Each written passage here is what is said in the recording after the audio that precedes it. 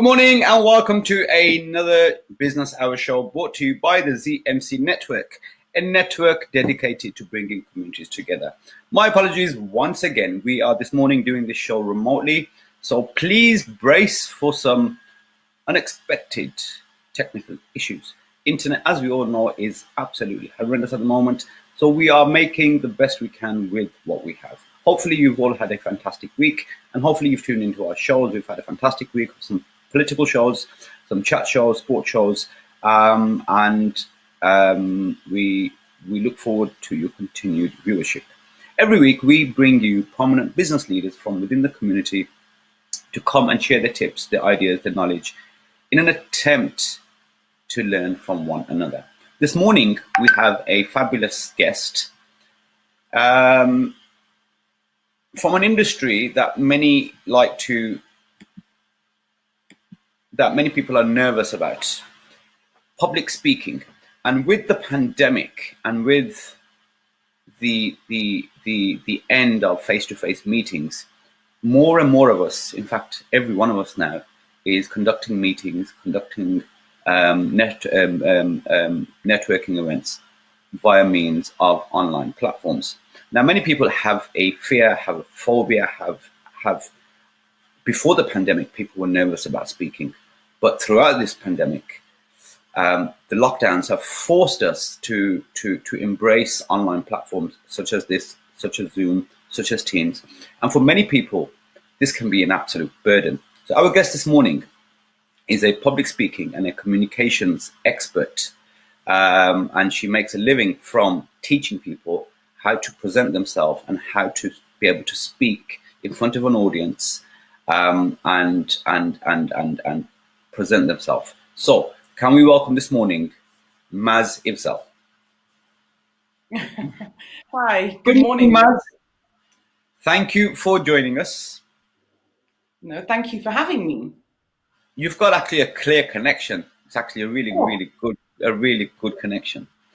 So, I'll apologize in advance. We are expecting some turbulence due to the connectivity, but we shall do the best we can. So, let's talk about yourself. Who is Maz Ifzal and what do you do?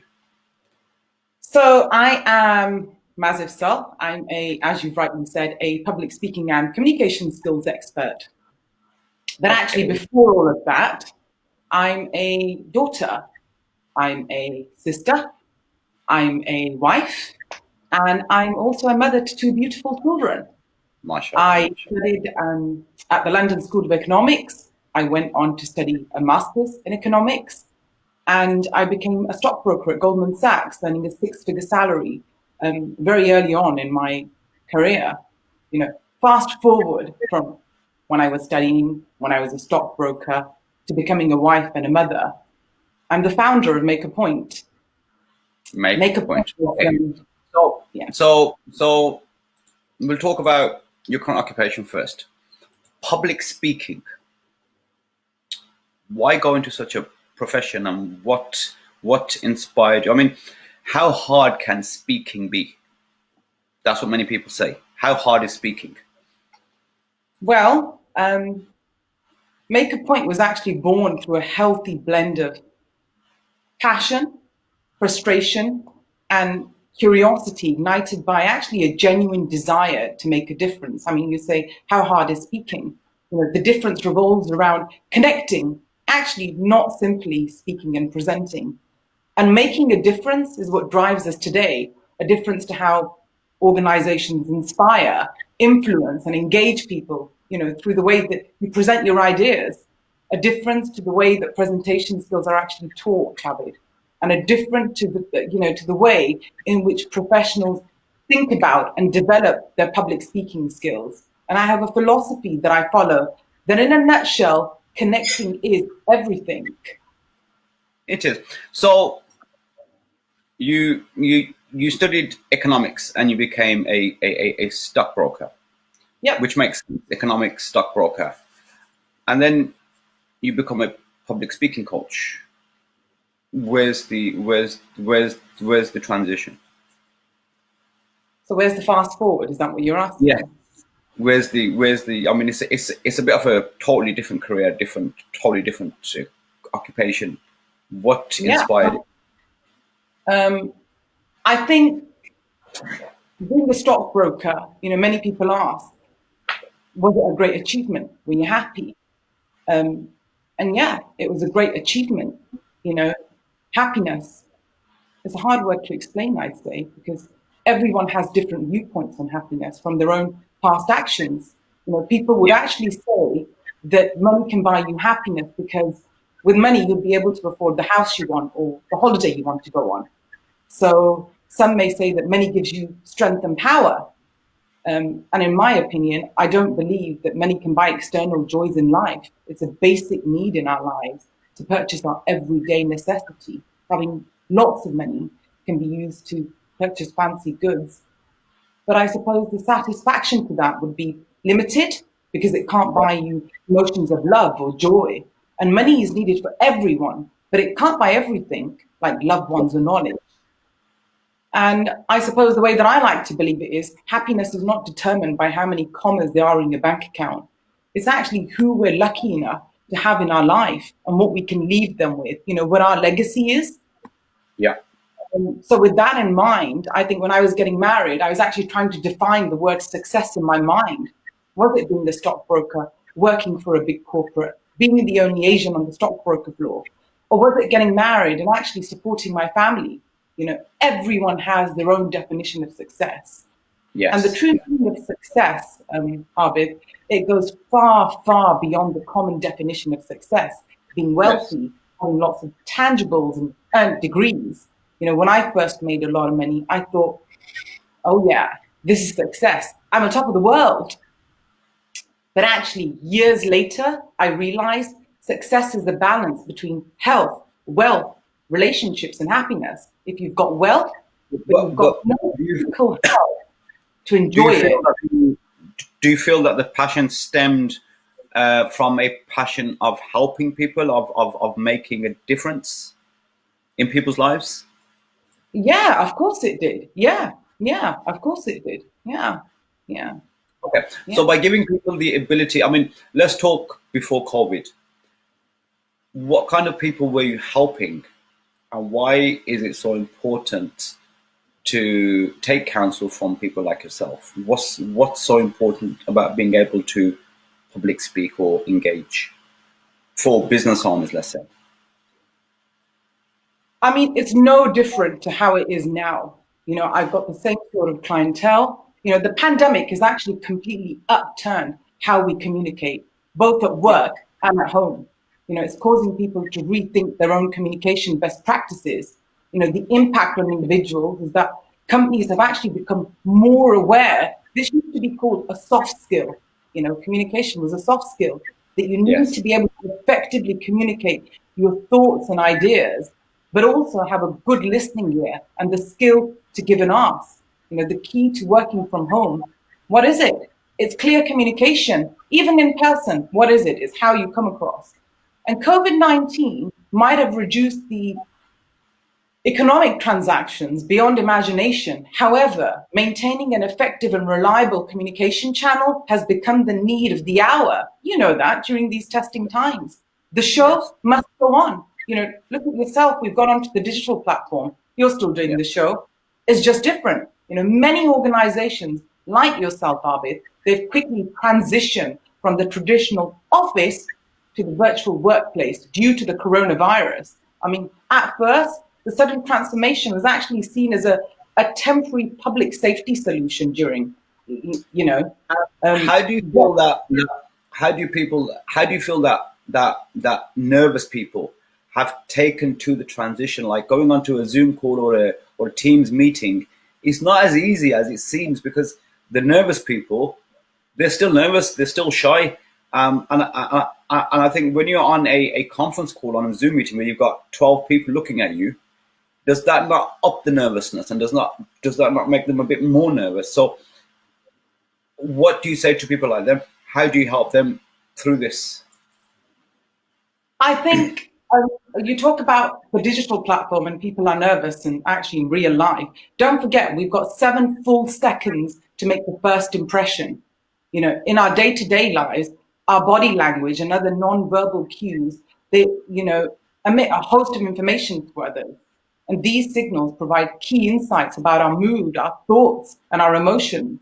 And now we're in this virtual conference room where these non-verbal cues often speak louder than our words because people are watching the way you enter the room. It's all about Yeah. your physiology and what you're thinking behind the camera. It's a lot easier now to actually find your nerves on the digital platform than it is in real, because in real you're shaking, your physiology is not there.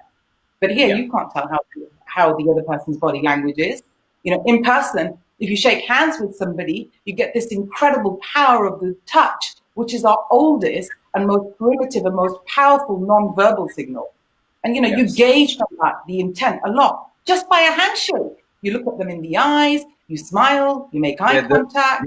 It's a solid, firm handshake, does it? Yeah, exactly.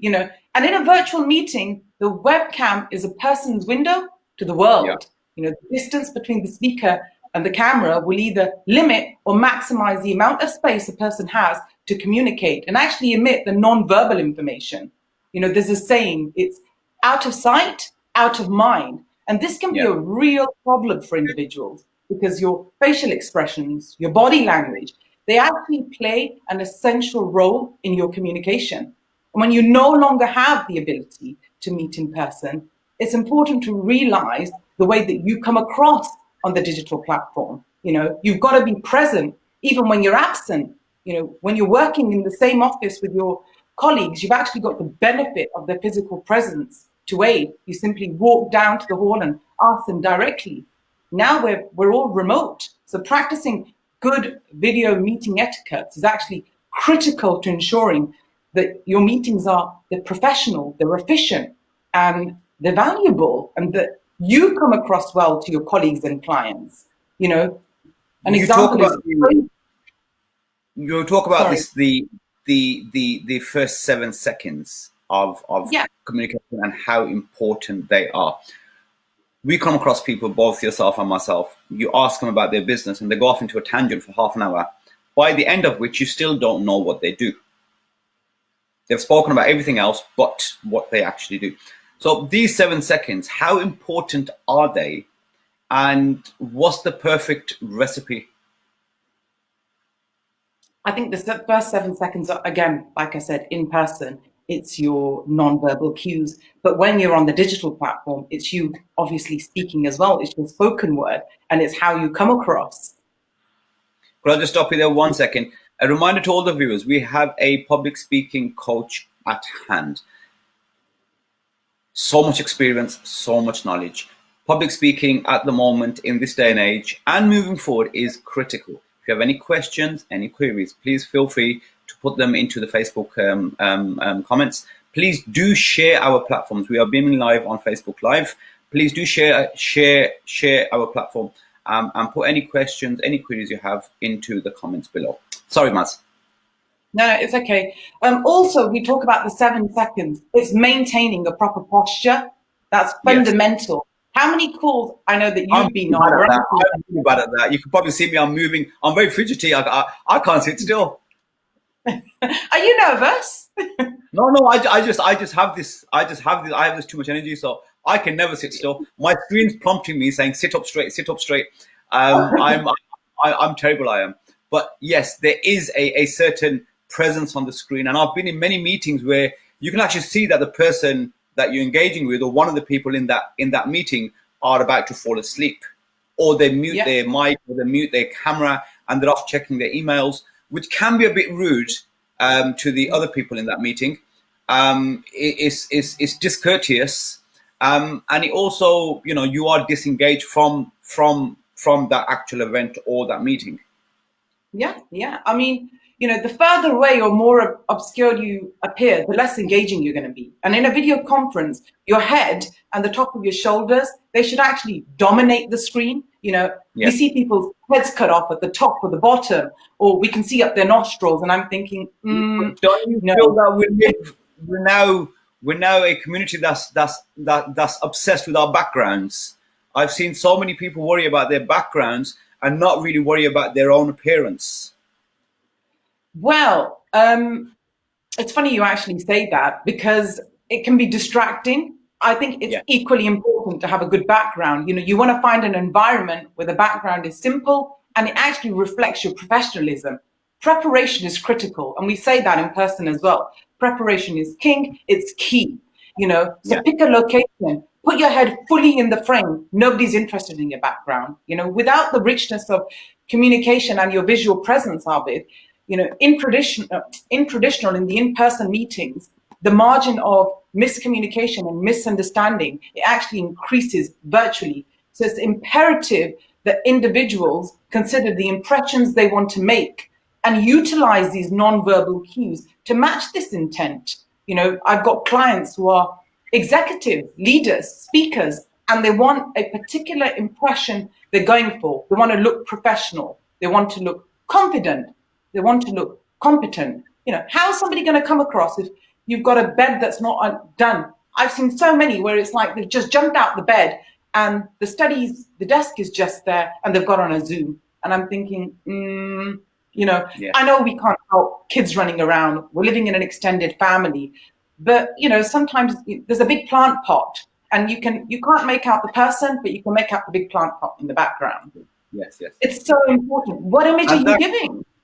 and that, I suppose, that distorts your message, doesn't it? Really, Yeah, and any point that you're trying to make, it distorts it totally. yeah, yeah, it does. Yeah, So when yeah, it because comes then to, on the plant pot or what's happening into the background of the house, yes, what impression are you giving? yes. So when it comes to people being nervous about public speaking or engaging from, and I've seen some people backstage, honestly, in tears before we've had to push them out onto stage. I myself was there many years ago. Even now, I mean, nerves, you always do get nervous. And I've spoken on many platforms. Yeah. And yet there is an element of nervousness and there's energy. But there's some people I've seen who have reduced down to tears before they've gone actually on stage. What kind of message or what kind of advice do you give to such people who have that much fear of public speaking? I think it's important to. I think you've got a great golden nugget to share because we spoke on the phone the other day, and I'd like to share it once I've said this. But it's actually your physiology and what you're thinking, rather than thinking, "Gosh, I'm going to go on a call and I'm going to be absolutely crap. I'm not going to do this." Or we have thoughts where, "Why do they want to listen to me?" How am I a person of authority? But it's actually having those positive affirmations in your mind and thinking, "Yeah, I'm going to do it." I'm really excited about this. I've got a golden nugget to share. And that's really important what you're telling yourself in your mind. I mean, do you want to share your golden nugget that you shared with me the other day when you were I'll, in Dubai? I'll leave it to you. I'll leave it to you. No, I want you to share Well, it. the thing is, we had a conversation. You public speak, I public speak, and I think previously we've had a chat on LinkedIn about this, and you put up a post about this, and there's a lot of comments on it about everyone has certain rituals before they actually go out on stage. Now my rituals, and very funny, but I have to do a few press ups backstage. I have to do a bit of shadow boxing just to take my energy up to a certain level. And then when you go out on stage, you kind of bring the energy down. But whilst you're doing that, you're kind of engaging with the audience and getting a sync with the audience. And then you find two or three heads in the audience that you can communicate with throughout that talk. And public speaking is never, ever easy. I've been doing it since the age of 14, 15, speaking in alien language that wasn't my first language. So thankfully, at that age, I didn't appreciate the value of that lesson. I hated it, but 30 years later, you think, wow, those experiences set the way for where we are today. But I also stutter, so I've got a double whammy. As a child in school, I always stuttered. I was always the quiet one. But I've learned to overcome that, and that's just by watching people like yourself who make it look so seamless out there. But irrespective of how seamless you make it look, there's always that element of fear, and I think it's being able to overcome that fear and learning how to deal with it. Do you not agree? It's funny you use the word fear because I teach this actually in my workshops. What is fear? It's false evidence that appears real because we're only Yeah. born with two fears, Abid.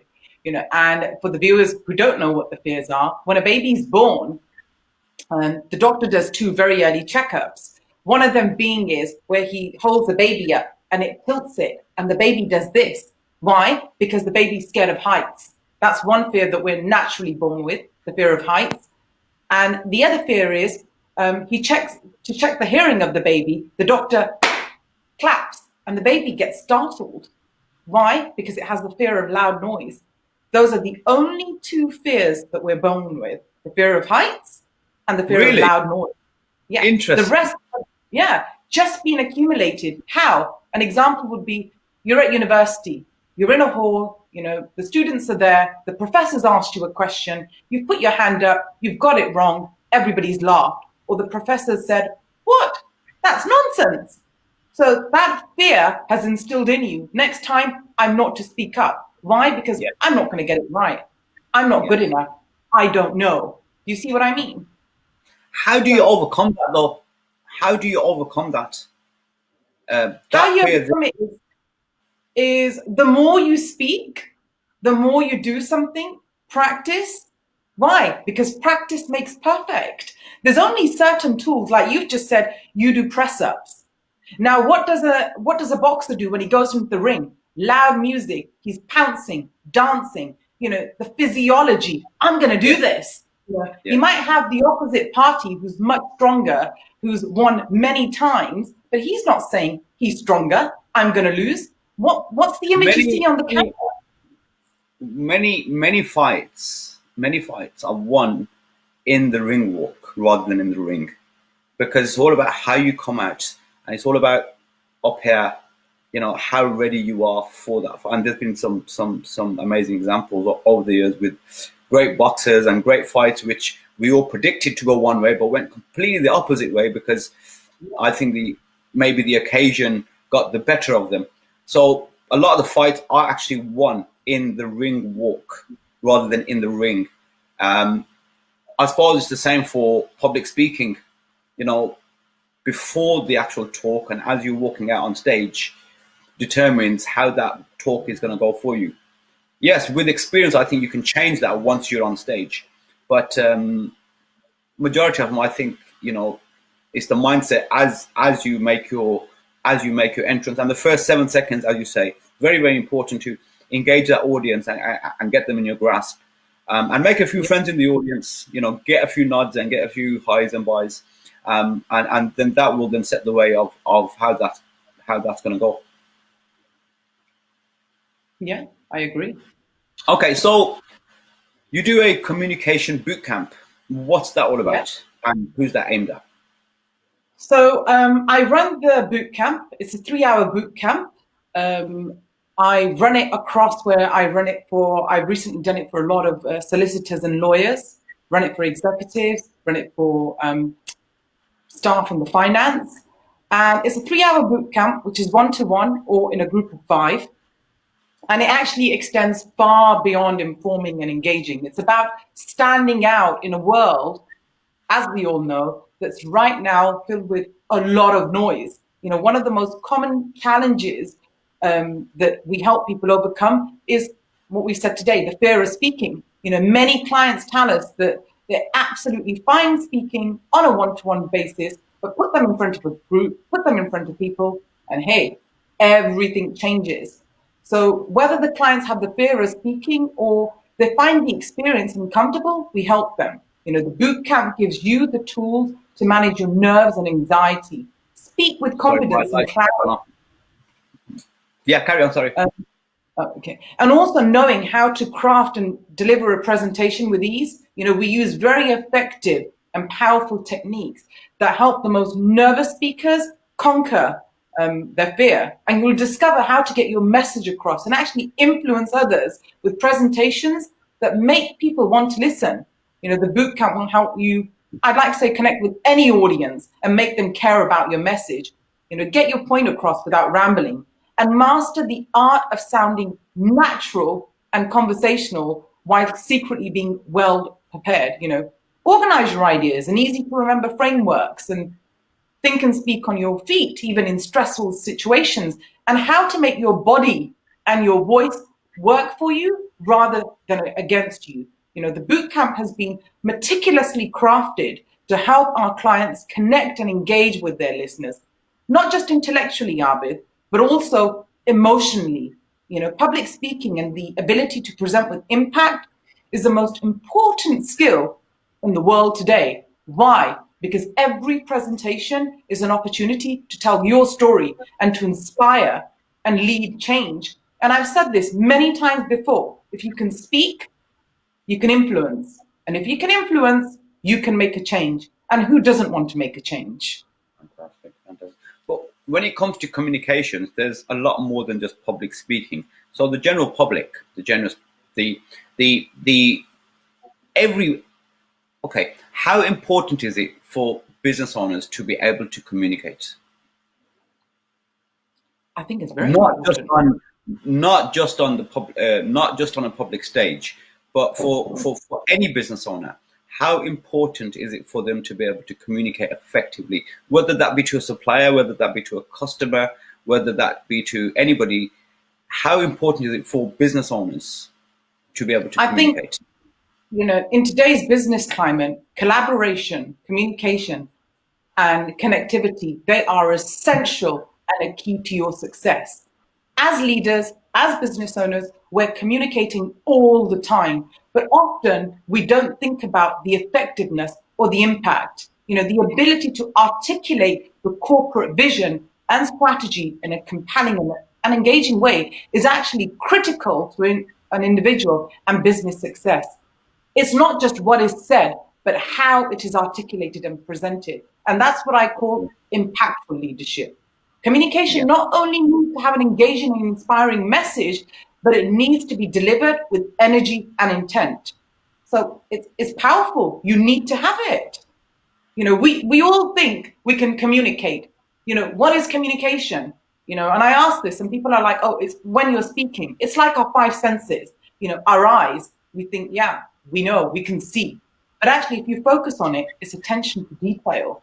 It's the Yeah. same with your words and communication. It's how you use those words and how you make an impact. Of course, we can all speak, but how do you make that impact? How do you connect with the audience? Are you just rambling on? Yeah, you could be intellectual, you could have all the information, but how are you articulating it? The vision, the strategy. Is it compelling? Is it engaging?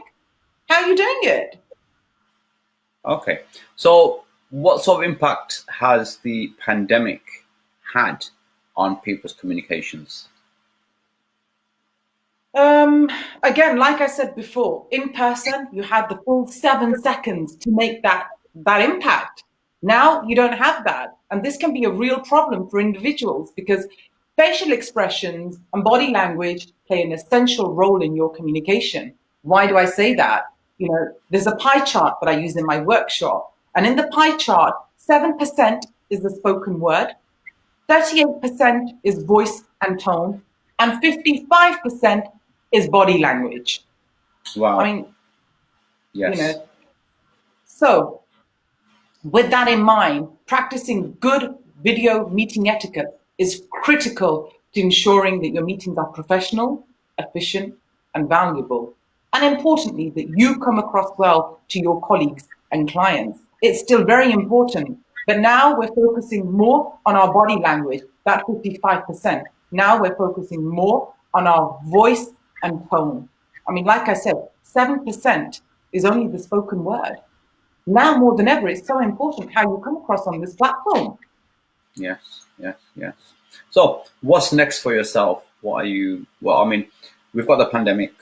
People are learning to communicate online. Hopefully, early part of next year, we're going to be coming back out of this, and we're going to be going back to physical meetings. I hope. I can't wait. Uh, but what's next for Maz Ibzal in terms of communication and how will your business change after COVID? Because we've now been through this period where we've had to learn new skills, we've had to adopt, and the ones that haven't have been left behind. How Yeah. how will things change for yourself? I think one thing that I've learned is not to plan too far ahead. You know, when the pandemic hit, all my workshops had cancelled. And actually, it was about survival for me because I'd never done this digital platform. You, me, none of us can control what's happening right now with the economy. We can only take clear steps today to position ourselves, our business, to best succeed in a very turbulent moment in history. You know, now we're in the last quarter, and I'm very fortunate. Make a Point is thriving. Why? Because I've moved with the time. I think I'm just taking it day by day, no long-term plans. But I'm very grateful that I've been able to adapt, and I've had people in my inner circle who have helped me grow and come onto this digital platform. So, if you were to give some golden nuggets about communication, which again, communication is essential for everybody, whether you're in business, whether you're not in business. Communication, and some people are naturally born with a talent to be able to communicate very, very effectively. Some are Yeah. not, and some have the talent, but nerves get the better of them, and sometimes in front of people that they don't know or in front of an audience, they absolutely go to jelly. What would your, if I would say three nuggets, three, crucial bits of advice be to people about communication? I think before I share the golden nuggets, I just want to say that this sudden transition to the digital workplace has actually been a very challenging process for many, including myself, individuals and organizations from both the logistical and technical standpoint. And at the same time, many individuals are experiencing outsized stresses in their daily lives. As we can see, the pandemic continues to spread around the globe. And it's important to align your communication strategy with compassion and empathy in mind. Because of this pandemic, Abid, people are craving of being understood, of relating Yeah. to each other empathetically and kindly and warmly. My first golden nugget is always start off with a smile. A smile goes a long way, you know, Yeah. when you come up with that digital platform. So, with that in mind, I think my second one would be pause. The ability to masterfully slow down a conversation and provide Very lengthy important. gaps, yeah, Yes. between Very, very. individual points is a really powerful communication skill. The power of the pause cannot be emphasized enough, especially in virtual meetings. When I you've made think a point, I think for myself in particular, just that word there changed yeah, changed changed my life really, because I'm, as you know, I'm hyperactive, yeah, and that was one of the key reasons that I had a stutter, because your brain thinks quicker than your mouth thinks. And when yeah, I learned to pause, yes, in my head, it's really, really slow. But to the person that's listening, it's actually very pleasing on the ear. And I learned this at the age of 40, unfortunately. But it is really effective. Pausing, breathing. So that's a very valuable little nugget there. I mean, give people time. Give people's brain time to evaluate and consider what you've said because they need the extra time that they wouldn't necessarily need in a face to face encounter. And, a Yes. pause can also act as a way of emphasizing a point in a conversation.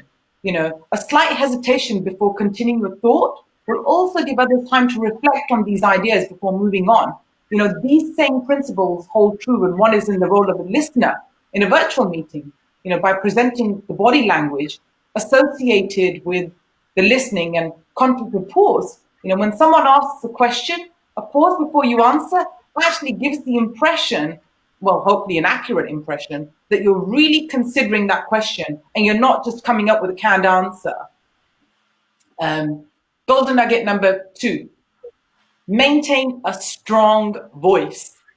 I always teach my clients to use a louder than usual voice. Why? Because in addition to being audible, strong voice conveys authority, credibility, and confidence. And this concept is just as true in a virtual conference as it is an actual one. So even though you're using an external or internal microphone, and thus it may be tempted to speak at a conversational volume, maintaining a strong clear voice, as if you're in a large conference room. Using Yeah. a loud voice will help you. It will actually help keep you from mumbling and from speaking too quickly due to the amount of breath that's required. So those So, are my well, tips. and they were really, really, really good actually. You know what? Very, very valuable. So as well as verbal and body language, do you feel that communication can also be demonstrated or done via the way you dress? Because Zoom calls, and this is a very controversial issue, where they have the shirt and tie on, but maybe shorts on underneath. Do you not feel that that would influence the way you behave on a Zoom meeting or on a or when you're communicating? Because you're not really dressed for the occasion. And like you say before, where people just get out of bed and jump in front of the camera and you can see the bed half made in the background. Like when you go to a meeting physically, you're fully dressed for the occasion. You're fully mentally prepared that I'm going somewhere. I'm going from A to B. I'm gonna meet so and so, and we're gonna have a conversation. With that, your communication, your verbal communication, your body language is all, and the way you dress. Do you not feel on virtual platforms your verbal communication may be on point, your body language may be on point? If you're not dressed for the occasion, mentally, are you going to be fully there? Um, there's no right or wrong answer, because I've discussed this on the digital platform. You've done it on LinkedIn as well. For me, it's really important how you dress. I mean, I must say, whenever I've seen you on the platform, you've always dressed smart. And there's so many others in my circle who I've known that dress very smart on the platform. And I'm all for that. But then there's certain people who think the casual is what does it for them. Again, for me to get into that professional mode, I actually do have to physically get up, dress up, put my makeup on. Because it's about the mindset, isn't it? It's It's about about the the whole. mindset. Exactly. Yeah. Brush your hair. I know you don't need to brush your hair, but yeah, yeah, you don't have to worry about that. But it is about the mindset. I like to think that when you're dressing smart, you're in that professional mode. Again, what image are you portraying if you're an executive and you're leading a team and you've come out in a t-shirt? Is that what you would do in real life? Well, You know, what im- I have wore a tie today for the very first time on these interviews, and all the way here, it's because I couldn't find a tie to match this shirt. And all the way here, I was in two, and I bought two ties with me, just in case I have a last minute change of heart. But it is about the way you dress. It is about the impression you give. For me, I've always had a tie on. I haven't got one today, and I feel a bit uncomfortable, I'll be honest with you. But I've got over it. But I mean, there's been a few horror stories where people weren't appropriately dressed for a Zoom call. The doorbell has gone. They've got up without realizing, and horror stories.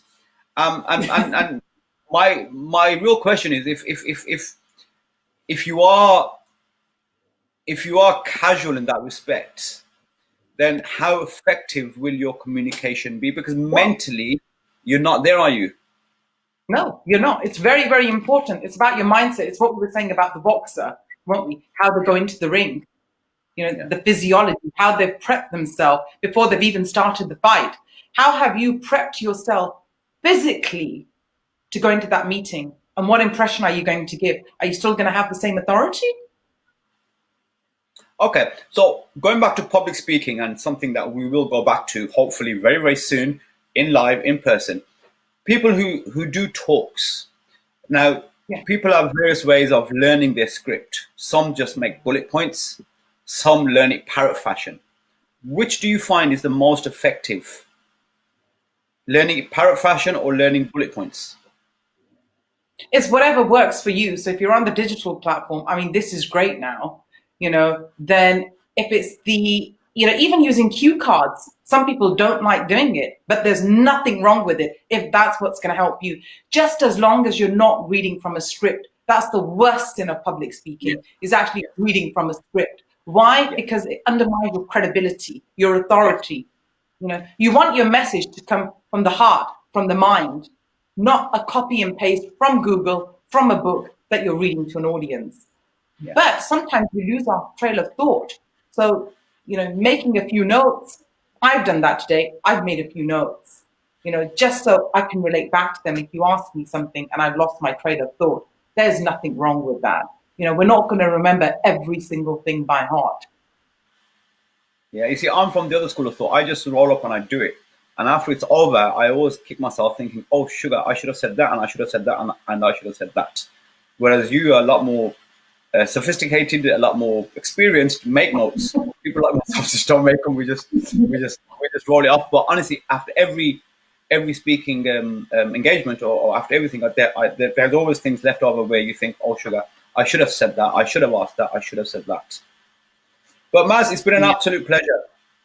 And I hope the viewers have taken a lot away from that, because public speaking is very important, always has been important, and maybe we haven't always given it the respect it deserves. But I think as we get older, we appreciate it more, we understand how effective it is and how important and how necessary it is.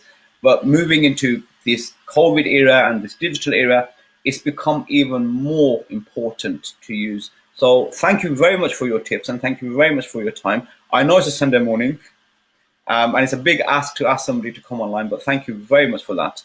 And if people do want to get in touch with you, how can they do that? I've got a website, which is www.makeapoint.co.uk. And also I'm on the LinkedIn platform under Massive Self. So yeah, do connect with me. And if you can share my details. I've just had a comment on Facebook from Cameron Zaman. I think substance is a very important point. You could dress well, but if what you say lacks the substance, then you do not give a good representation of who you are or what you are saying. But perfectly agree, all valid points mentioned. So thank you, Cameron. And he makes a very valid point there about substance. So back to the point I made, where you make notes and you know your substance is right, and you've done your research and you've prepared everything, and preparation is key, as you said. Preparing and making sure that the message you're delivering has value, has substance. Very valid point. Thank you, Cameron. So many thanks, Maz. Have a fantastic day. And our viewers, thank you very much once again for tuning in. We hope you enjoyed the show. We look forward to seeing you same time, same place next week. Please do keep tuned in throughout the week. We have political shows, news shows, chat shows. ZMC is a channel for the community, dictated by the community. So please do let us know your thoughts. If there's anything you feel we could add or improve, please do drop comments onto the Facebook page, share our Facebook page, and look forward to seeing you same time, same place next week.